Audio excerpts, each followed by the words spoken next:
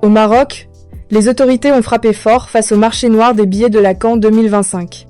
Les autorités marocaines ont lancé une vaste opération contre la revente illégale de billets liés à la Coupe d'Afrique des Nations 2025. Ce mercredi 31 décembre, plus de 110 personnes ont été interpellées dans plusieurs villes du pays. Les suspects sont poursuivis pour revente illicite de billets, mais aussi pour des faits d'escroquerie, de falsification et de diffusion de fausses informations, selon l'AFP. Ce trafic est devenu l'un des principaux problèmes de cette CAN organisée au Maroc, alors que la demande dépasse largement l'offre pour certaines affiches. Les enquêteurs ont remonté les filières après la diffusion massive d'annonces sur les réseaux sociaux proposant des billets à des prix largement supérieurs à leur valeur officielle. Face à l'ampleur du phénomène, les autorités ont intensifié les contrôles afin de protéger les supporters et préserver l'image de la compétition. Dans le détail, les interpellations ont donné lieu à des mesures différentes selon le degré d'implication. Certains suspects ont été placés en détention, tandis que d'autres ont bénéficié d'une remise en liberté provisoire en attendant la suite de la procédure judiciaire. Cette opération n'est pas un cas isolé.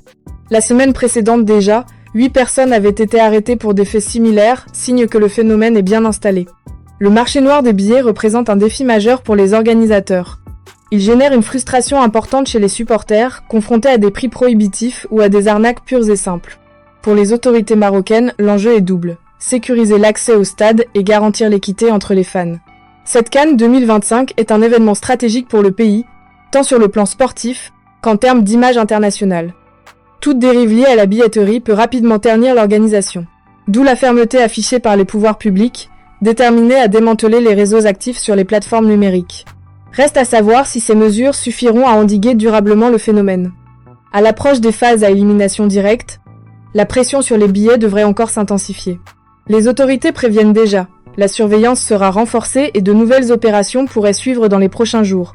Les sanctions contre le marché noir sont-elles suffisantes pour protéger les supporters ? Dites-le en commentaire et abonne-toi pour la prochaine brève vidéo.